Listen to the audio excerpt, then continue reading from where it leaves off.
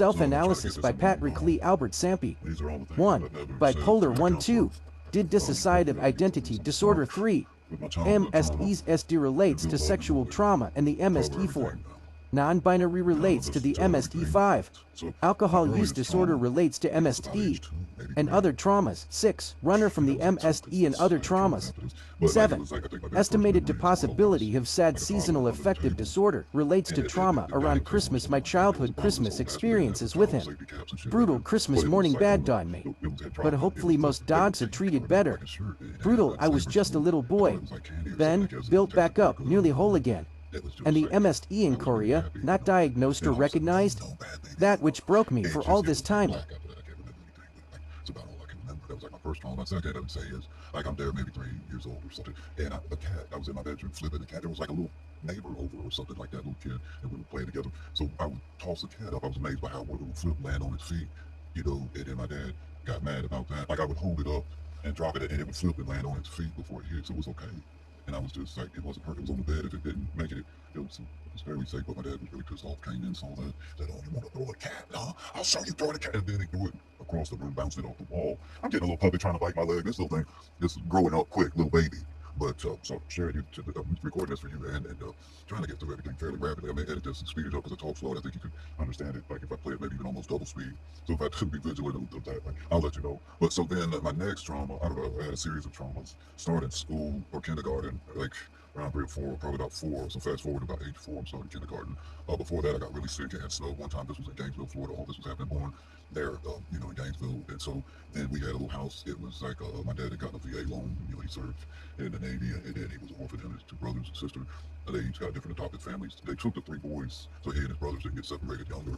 But the foster parent didn't show them much love and that kind of thing. You know, so my dad didn't get it. He was the middle one, and like his older brother Patrick, who I named after. Anyway, let me get back to the trauma. The trauma with my father just, I don't know, happened again and again. But I'll cover some things. I couldn't even probably remember everything, but like it's so many different. Like I think I'm pretty certain I have CPTSD with my childhood with my father, and I think that's part of the resiliency because I had to be resilient to endure and survive that kind of abuse, mental and physical, a lot of times. So then, like the 4th grade, or at age 4 in kindergarten or whatever, I was bullied heavily, but like I was made easier to be bullied already by my father by that time. So then, so like I'll just fast forward through some things here, and then like about the 7th grade, you know, I had suffered another thing. There was this unusual teacher for math. Go back to the 6th grade. The 6th grade, there was this guy who was like really a teacher that really creeped me out, and I may have some things blocked out there, but he came in on me in the bathroom like several times, and so like so that was unusual. And it seemed like some other like older kids in middle school, but like he got upset back. I was in the 6th grade, it was 6th, 7th, 8th, middle school back then. But he was like older, and I would wait for my father to get around lots of times. Of course, the dogs are going to be playing around right when I'm doing this, but so I'm covering a lot of things. So still, a lot of the stuff I never talked about because then in high school, you know, in Charlotte, North Carolina, before I got my high school diploma, which I got my high school diploma from the community college, dropped out of high school. I was working full time at Burger King, so I had myself a car, and I think I was doing better in some ways back then, but that was before the MST in Korea though really finished me. But I'll get to that, and I'll just end with that. If I can get these dogs to stop right now, please, Sticky Thing. I did never usually, and now I'm trying to make a video, and now this one's going wild. This little, I love you, little girl. They're family animals, so you know this is why I'm sharing this, because this actually covers me, who I am, you know, what I'm really about, when I'm not tripping out. And I'm not tripping out all the time. That's actually rare. You know, when I've talked to you recently in these sessions, I think I've been frustrated about several things, but I got to get away from my father, and I'll be 1,000% better right there. Hopefully I can get this diagnosis right with the MST in Korea, and it definitely was very real, and it definitely happened, unfortunately. But I'm building up to it. So as a child, we will go to the 7th, we get to the 6th grade, unusual teacher then. So because of him, I ended up, you know, testing poorly on a test that determined what level you're going to be at in the 6th grade. And that Christmas tree, if you know the Scantron test, they used to have bubble it in the answers. I intentionally just went through it really quick because he was like, this test doesn't matter. But he didn't want to freak people out. But if it didn't matter, then I wasn't worried about it. And so, you know, and then I got set back in the 5th grade math. Well, because of this dude, and then partially because, I mean, if he told me it mattered, then I'd have taken it serious. But like, so, I don't know. Didn't want to scare people. You need to be vigilant of what kind of test you're taking. If it don't matter, then look at that. I mean, anyway, been calling people asshats. I would have called him like an asshat. That was my thing. I don't know if that's such a good idea. I've been all on Facebook, asshat. I don't know if that's spreading the love or not. But so then in the 7th grade, but at the end of the 6th grade, I tested again and really took it seriously. And they skipped me a math book. So from the 6th to the 7th grade, I skipped 2 math books, and then I was confused a bit. I had missed a lot. You got to build on it. You can't just skip 2 years in one because this math teacher. But anyway, so let me pause this for a second. Okay, so I'm gonna try to splice these 2 videos together with this video editing software because I accidentally stopped that last one. I don't know. These dogs are just they won't settle down right now. It's frustrating. It's like sometimes like I can be very tolerant of things, and then I just like have to chill, try to meditate, take a hit off of a blunt. THC actually is good meds for me. These dogs are going a little bit crazy right now because I'm at the 7th grade. The 7th grade, I'd say, goddamn, oh motherfucker, frustrated, motherfuckers. So the 7th grade, I'm in a gym class, and like this was when I realized how to like the bullying, but then you got to back it up sometimes a couple times how crazy you could be, before people won't mess with you. So in the 7th grade, I'm in the gym class. You're supposed to sit in line facing forwards towards the gym teacher. He's giving a lecture. Well, this guy kept hitting me in the back of the head, when the gym teacher wasn't looking at stuff. And after he did it a couple times, thinking that like he's gonna I keep doing it. I look back at it and I turn my head around, look back behind me. I said, look, do it again. And then he did it again, and I just snapped, turned around, and started hitting him on the ground, and like I jumped on him and started hitting him, knocked him back, and he was on the ground. And then this gym teacher came up. It was like, that was you?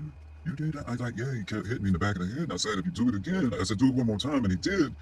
And then, and then I didn't even get punished for that. The teacher was like, well, yeah. So then fast forward, now they're trying to get me to fight people or whatever. Like, that wasn't what it was about. But I wasn't going to get into it again. I was like, no, let's just not get into it again. No, I'm not here to, like, show him to get it again. Let's just stop this.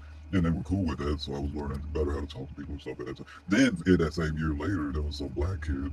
This other dude was white. That's just to describe people, so not to discriminate or anything. You describe people in scenarios, and the teacher, I just didn't want to describe it. Like, fuck that motherfucker. Was like, okay, he had glasses, bald, chubbier dude, really unusual. Might be a Stephen King type character from it or something. No, I'm just, but like, so then in the locker room, some dude, like the other dude, was like, this guy was a little bigger, and like, we got into it over something, and he was like, I grabbed him by the neck and just started choking him out while he was trying to hit me, but it weakened him. So, and I was so locked in, crazy zone, like, it was like I didn't even feel anything.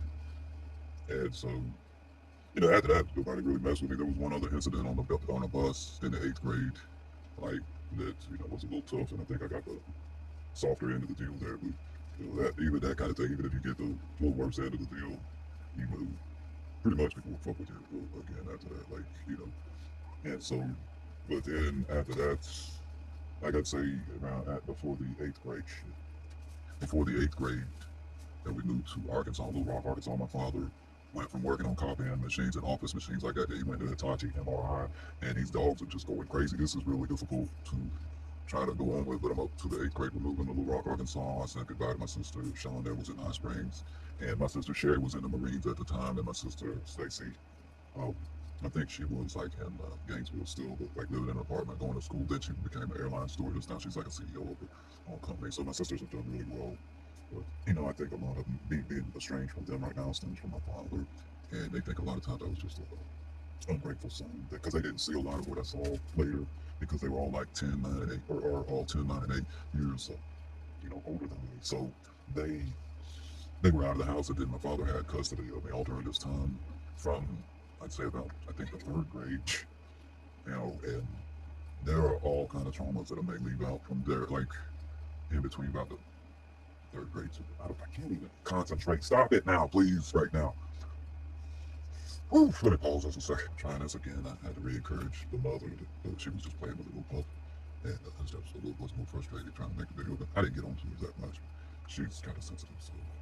At any rate, you even want to treat the dogs right. Certainly, definitely, they're family. But, so, the black nail polish I had on is like a shout out to Ozzy, but really, I say that, but that's like a mask that I tell people because it represents really Dorothy, but I don't want to come out and say that because there's a lot of hate, and even though I may be part of the LGBTQ+, I would say I'm LGBTQ+, triple XYZ, because I don't really affiliate with that, and I don't think all those letters go together, like Dave Chappelle said. I really, like, I'm covering some good stuff in short time here, and this is why I'm doing this, because in them sessions, for some reason, I guess I don't talk about the right things. I'm just like all this misdirection because I really am like a runner. I think that was right. One counselor at 12 Oaks had said that now they won't like she's steadily cleaning. They're just really active right now. The animals, a lot of times they'll be asleep. Oh, sometimes I feel like I would be lucky if I looked out and had a heart attack and died because I feel like that would be a no death. You're not gonna enjoy any death. I would imagine. It would be scary if you're tripping out. The dog now scratching outside the door. This is the craziest shit, dog. And I'm trying to. These motherfuckers are never doing this shit. Stinky Stank, the mother's like steadily licking the pup and just playing. She's in my lap. The dog outside is like this is the kind of shit that like I just am resilient to sometimes because it's like I'm trying to settle down. Like if just it's the constant. It's like irritating, constantly rubbing against my legs. Chill out, Stinky Stank. Jesus. Oh, man, pups. Okay, so I'm gonna pause this again. Okay, so I'm gonna back up for one thing. I was about in third grade or something like that, living with my father alone, and like okay, I'll go back to first grade. First grade, some of these things are critical, I think, for analyzing me, who I am, what I've been through. But in the first grade, right after kindergarten, and then I think we had, trying to think here. So it was like,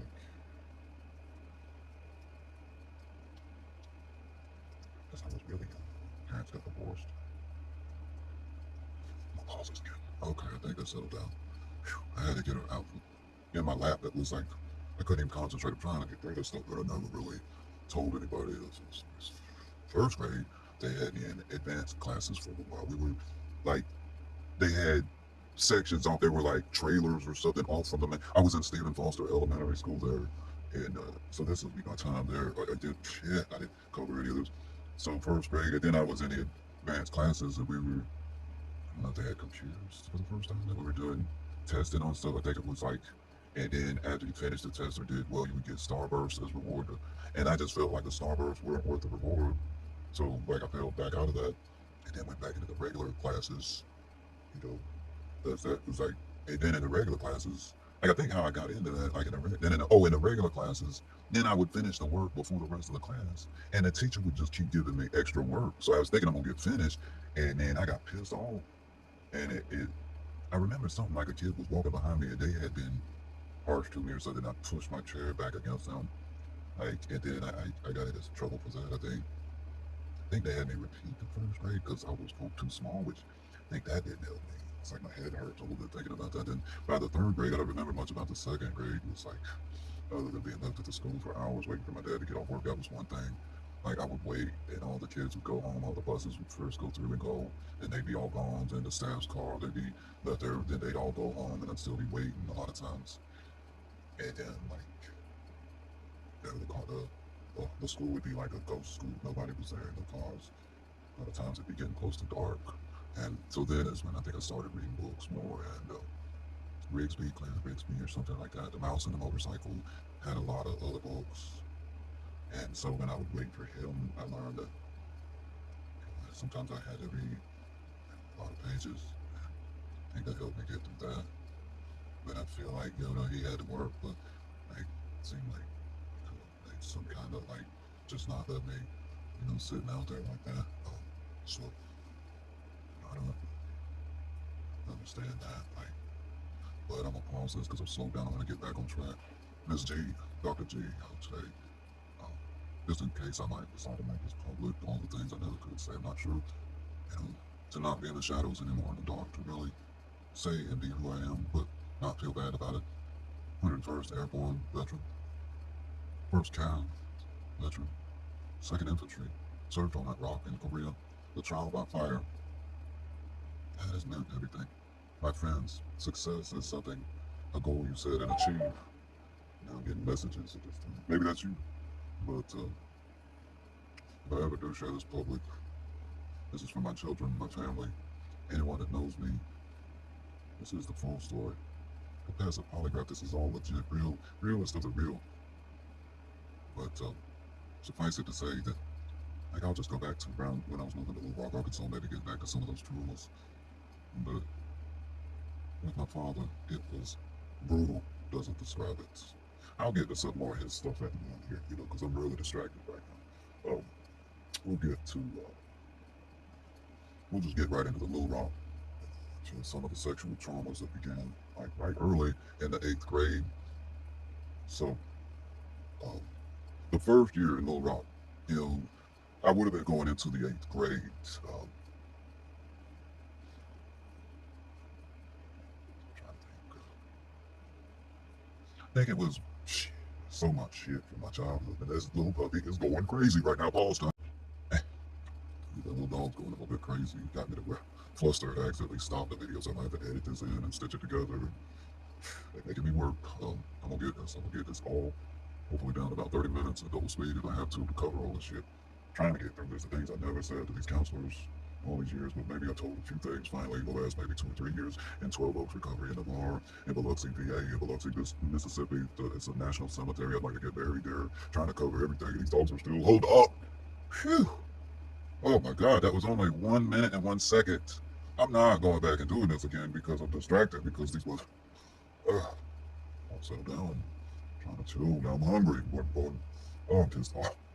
I'll be back in just a second. I'm making this thing through one time. I'm not starting over. So one quick thing I'd like to say before I continue and maybe take a break for a second is, I think, I've suffered so many different traumas I got to where I could maybe just block things out, just minimize things, and just like maybe even forget for a while somehow. It's like a defense mechanism, and the running is a defense mechanism. And I was running all my life, and I ran to the army, and I was looking for something different, and I do myself go, and they break you down in basic, but that's to build you back up into a soldier, confident in yourself, and I became that. And then in Korea, that medieval guy, that quote doctor, and I'm not against doctors right now, but I really don't like being in a hospital. Being in a hospital bed is a phobia of mine. Being examined physically, mental health is different, but my biggest fear as a result, I think a direct result of the MST with the good doctor in the clinic right outside our barracks in Camp Casey, Korea, something inside of me permanently broke. And he broke me once and for all times, I think. And reliving it recently with the prolonged exposure therapy, unfortunately, Biloxi, PA, has drilled my mind. Because he sexually stimulated me, well, whether I was a willing participant or not. I'm disgusted at myself because of a physical reaction, so he made me hate my fucking self. That medieval fuck. So we'll get back to these and more Sesame Street type stories soon. No, in Mr. Rogers' neighborhood, but I think he was a sniper, that's why. I guess he had that relentless positivity I've heard of from one of my friends. Maybe I can get it. I'll be back. Also, I wanted to note really quick that I do have credentials, college coursework in psychology and in abnormal psychology and these various types of things. So in the last 2 or 3 years, being able to pick the brains and masters in psychology minimum at 12 Oaks, they had nothing but masters, and I talked to many of them at length. Issues that I feel in psychology and in the science, like with these are things that like I take a legitimate concern with, and I have downloaded the DSM-5, the Diagnostic and Statistical Manual that the counselors use. And so these issues in my knowledge base, while I don't have a PhD or even a master's or bastards, bastards, I don't know that wasn't even a Freudian slip. That was like a slip into creating a new word. But let me get back on track. Hold up. So all this is to say that it takes science and the scientific method. Tantamount, but the birth to science was definitely philosophy in the Greeks, the early ancient Greeks. And so this type of thing all builds on science, and that's why it's like philosophy is the foundation, and at the bottom of the fucking quote pyramid, as a metaphor is here, that where science comes from, and then psychology is a branch of science. Scientists specialize, even genius scientists. These are things I'm interested in and study. I'm not necessarily saying that I'm a genius. Maybe if I get too cocky, sometimes I might say that. It's not about that, an IQ test or anything. It's the contents of one's character that matters most, and I've been deficient at times. Most have. Nobody I don't think is without flaw and or sin. I do respect genuine Christians that follow a prophet of love such as Jesus. Atheists I don't even think could go wrong with that ideology. These are things I want any counselor to know about the core of who I am and what I want to be. I don't always get it right. I think I've done fairly well for the most part. I've made some horrible mistakes, however. I'm not going to say I have definitely no sage or anything. I'll be right back. Now, I'm tired of a snack. Now I've schooled them, feed them chicken, steak. These dogs are some of the best fed dogs. I'm serious, steak, chicken, meat out the fridge, but they have dog food, and they do eat it at times. They're just spoiled though. Hold up, I'm gonna chat smack, maybe feed them a little, maybe I'll be back. I've got to finish this fruit. I've got to get this. I don't even think they like Cheetos. I mean, they just think everything I eat is theirs now, because I pretty much do. I gotta make sure these dogs are looked out for too, or like, maybe I guess I'd like to take them home, but I don't know. It's hard to get a lease. I'm trying to get a place in Tallahassee. I'd like to go back to FSU, support my children financially, get like at least 6 months sobriety in and be a lot more stable. Let them know that I'm fine with them living with, basically their grandparents, which are essentially my same age.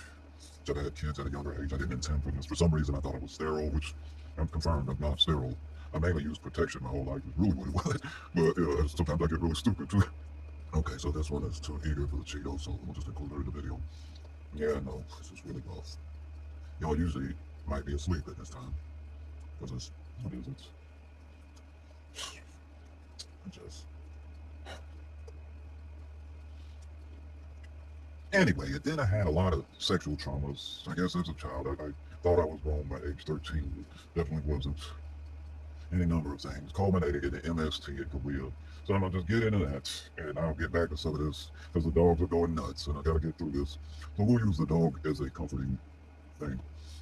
Maybe this will somehow help telling the story. God damn, stop! Oh, this is, she's so little, you can't really hardly get on to her, but she could be easily hurt. So, I'll just get right into Korea, since that's the main sexual trauma culminating in, I would say, CPTSD times 2, because it's one from my childhood with my father, which, I'm gonna get into more. But good God, these dogs are just never this fucking active usually, and they're just driving me fucking batshit crazy. When the whole fucking time I've been trying to make this damn video. Damn, I gotta pause this. Alright, I'm gonna just drill through this fucking MST, the military sexual trauma that goddamn happened. If you motherfuckers could chill out, please. Holy shit. Okay, so that day we had been out in the field, I think, on a training exercise, maybe 45 fucking straight days, or no, it wouldn't. It was, we had been out there, then we were out over that time, and stop. They're like, want some Cheetos? I feed y'all all damn day. I chill out for. Okay, so I'm in fucking goddamn Korea, young soldier, more confident in my goddamn self and everything. This medieval motherfucker, I'm going in there, just like I had a rash on my fucking arm, my forearm here, like right there, and I show him trying to get some bomb, and this motherfucker, I guess maybe he felt like I should have gone to the PX or whatever, but it was a little excessive because, he took me back to the back right room, which I think was a goddamn dental fucking area. I think it had the dentistry and regular, it was a small little clinic, I think they had dental, and, I'm fairly certain he had me in like a dental chair eventually, laying back completely naked, hands all over my body. The details I don't think I should have to relive or go through again and again, because the fucking prolonged exposure shit and goddamn Biloxi really drilled my mind. I didn't remember I had blocked out that he sexually stimulated me and all this weird shit. So some things I think might be better fucking left blocked out. You don't want to keep bringing it up again and again. And the prolonged exposure therapy now has really drilled this MST, military sexual trauma, that definitely fucking happened. Back then, I almost committed suicide just after drinking myself to about pass out drunk. Then my thing was going to lay down and freeze, right, in the goddamn sub-zero temperatures, because this puppy won't settle down so I can tell the most important story of all my life for my counselor, right? See the guilty? Okay, so this, God, I lived through that after that, but I existed. I went into spiraling into drinking, and I can clearly see the bipolar now. Which I can throw fire on gasoline, on fucking explosives, and I don't know how I fucking made it, but I think it's the resiliency from my childhood. But I had been built back up. I think I wouldn't even, had to deal with this other shit from my childhood. I could have got past, and maybe I feel like I could have, if it had been for that one motherfucking thing. And I'm gonna try to put these videos together and share it to you, Dr. G, because, or you could be Dr. G's. This is for the G's, and this is for the muscle. But then after that, I went to the 101st Airborne, and one night thinking about it, unable to cope. But then after that, somehow I think I blocked it out so I could live maybe for a while. But like I had fashioned a noose. There was a drop ceiling in our barracks in the rooms there, but above the drop ceiling, the light fixture was pretty sturdy, and I had tied that, took it out, parked up the paneling, and I was going to hang myself, but I had a chair I was going to kick out. That might have been effective, but I think I had a pretty good noose tied. But then my roommate came banging on the door. I thought he had left for the night, but he had forgot something. He came back. So then I hid all the evidence, and then I didn't think about doing that again, because then I thought about that, and I felt like, that would have been wrong to him if he had to find me like that. So that helped me to survive. But then, so it got to me, and like my performance as a radio or electronics technician, and I cross-trained at I think every MOS in the shop, I could repair anything. Like I had cross-trained and got certified, so that kind of thing. I wasn't actually, they should have had me qualified. I did various MOSs, or military occupational specialties. I did 31 uniform. That's like setting up the communications way out in the field. I set up the whole battalion. I worked on everything electronic, and these things, I'm not going to get into all the details, but I can say a lot of these things, and I still maintain that I had a top secret clearance, and for me, I take that information to the grave, and that's, as far as I understand it, what you swear to. If you ever had a top secret, you don't ever give that information to anyone, and it's, so I maintain that code, and I take it serious, and I hold to the Constitution as well. But I'll be right back. Dogs, I'm going crazy. because y'all are spoiled, Sticky Stack.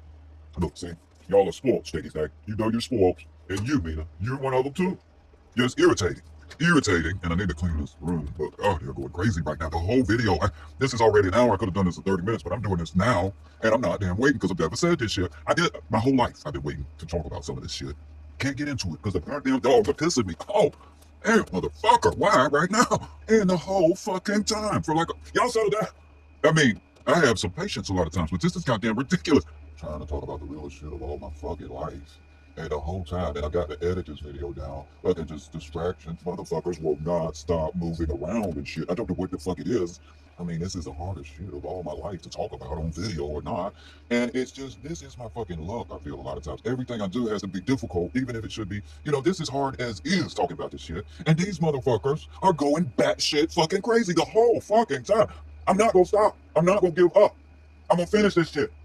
God damn, these motherfuckers. Sometimes you gotta get a little upset. Yeah, justified. There's justified anger.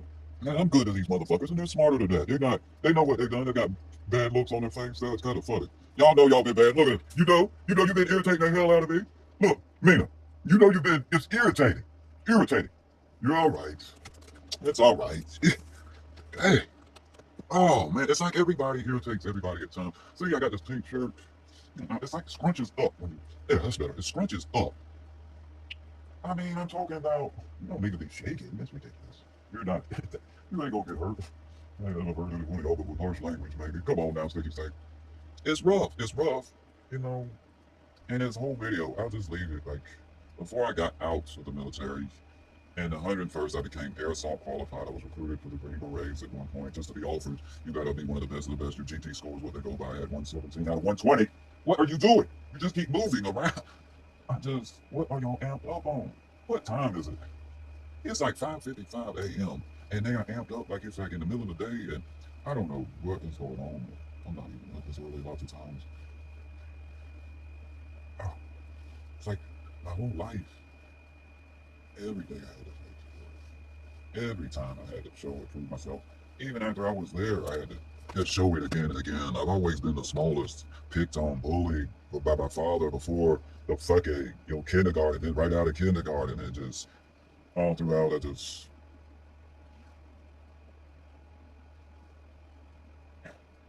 I wanted to say more. I wanted to just set it all aside, file it away, and let it go. Every time I try to do something, I've been in group sessions because of some of my trauma. I don't like smaller groups. I don't like group sessions. I don't like groups of people. Maybe I'm a little misanthropic, however you pronounce it, misanthrope.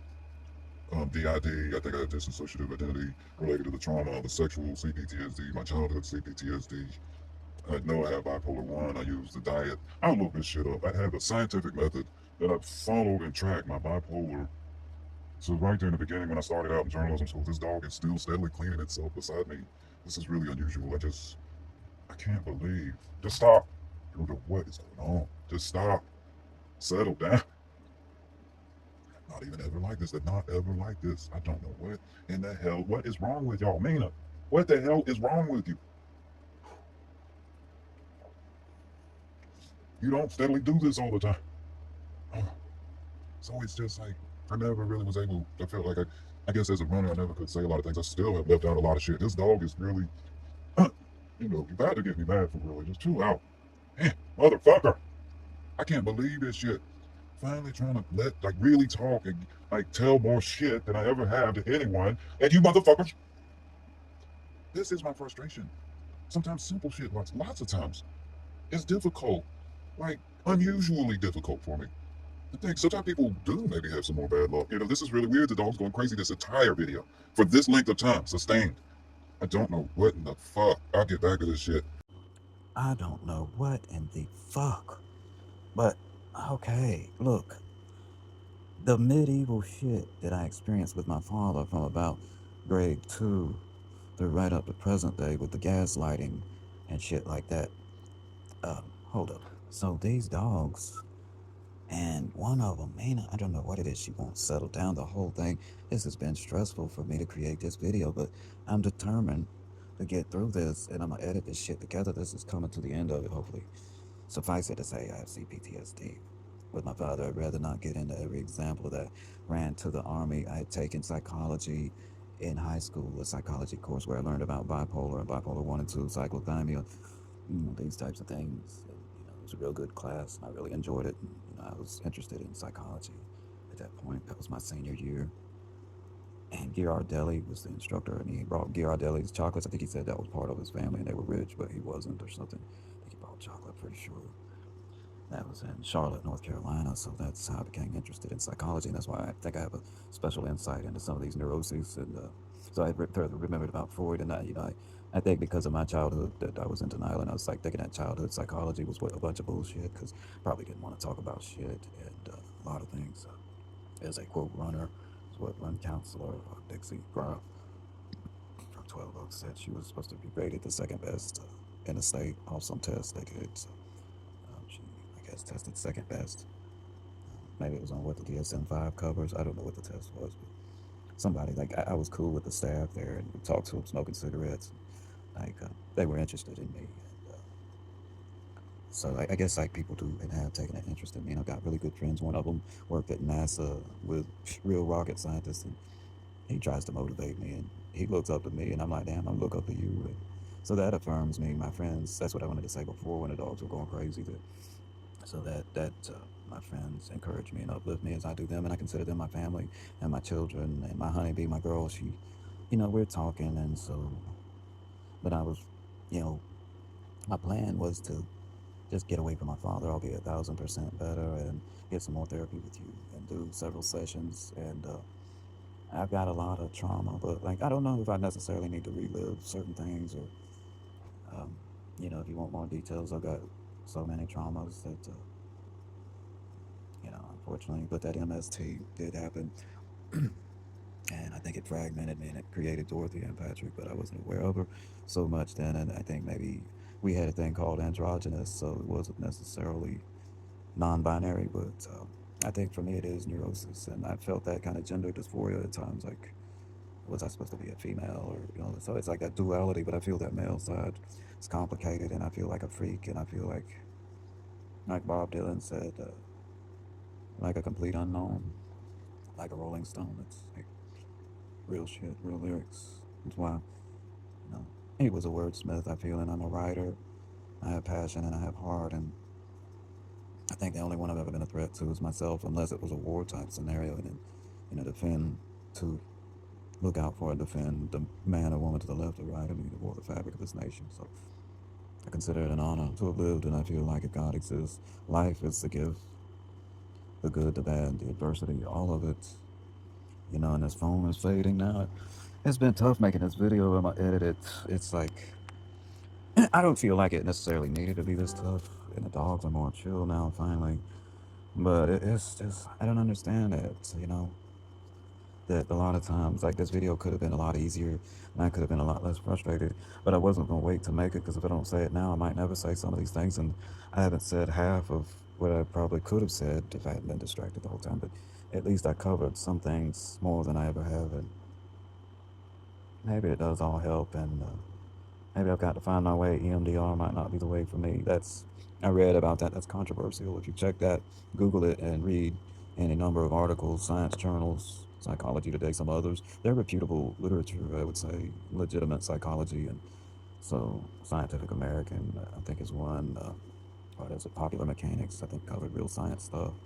Like, there's like astronomy magazines and stuff like that. So I've read any number of volumes, and so I'm interested in various things. That's what drives me. My quote career at this point would be just being the best father and man in these boys' lives that I can be, and focus on that.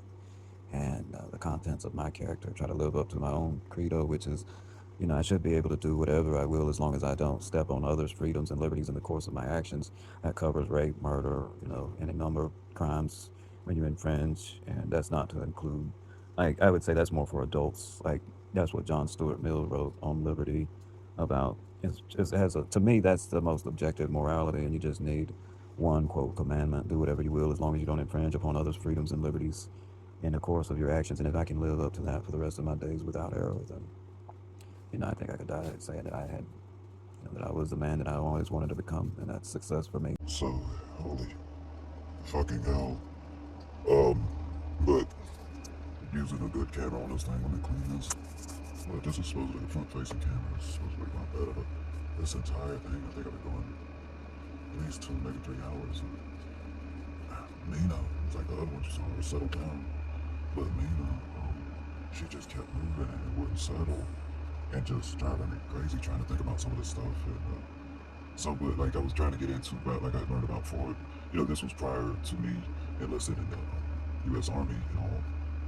And so in high school, after that, like I was about turned 21 in basics, so there was a little gap there. I was getting my diploma. I lived with my father to Tallahassee, and then he got me enrolled in TCC. And he was always trying to push me, like trying to make me take double coursework, and I already tested to where I'm starting out in advanced, like math. You know, the way I tested, whatever test, and it was an FCAT to see if I hadn't stack up. I just killed that test, and so then I think that's how they place you with your high school credits. I had the diploma from the community college in Charlotte, North Carolina, so I was trying to get into something. So suffice it to say, that's all to say, when I went into the Army and they're doing the psychological profiles on you before you can, they sign you up and swear you in and everything. And so this was in Jacksonville and MEPS. I forget what MEPS is an acronym for, but you process it in and going by your ASVAB scores and checking giving you physicals and all this stuff. And so the part of it was, he asked me, the psychological tests, and when they're grilling you and stuff, one of the doctors, he had said, how was your childhood?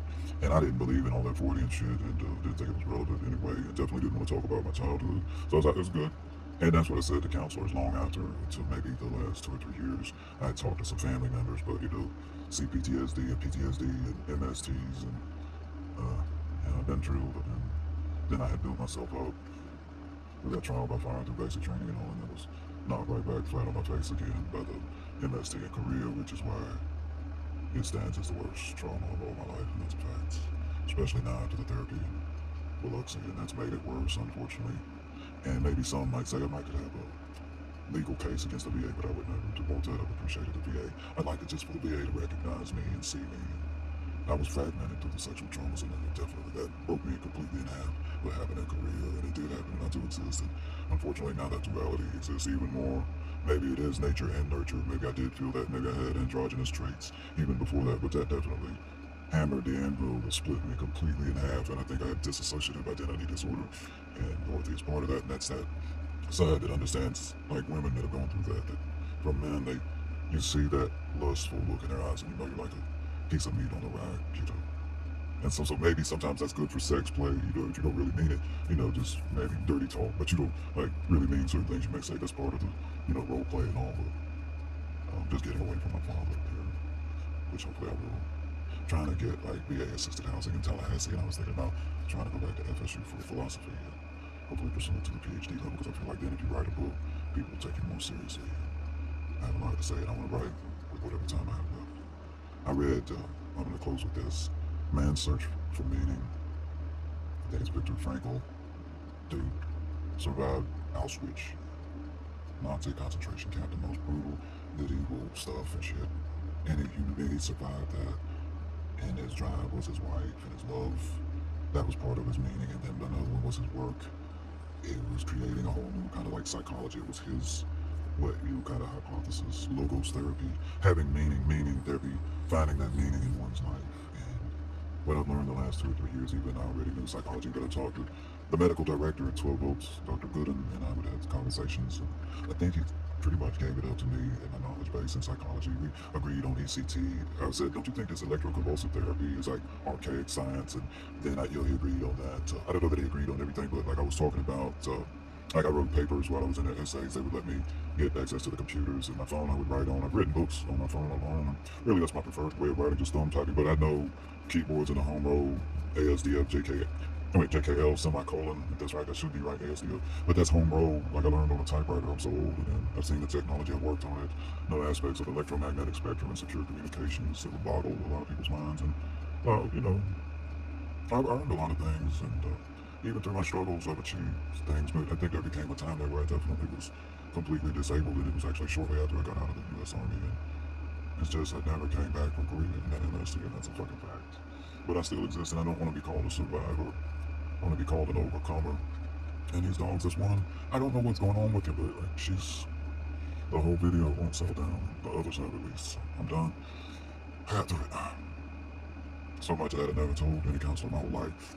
You just stuff it, right? Suck it up and drive on. That was our motto in 101st. Suck it up, bury it, stuff it, move on, run.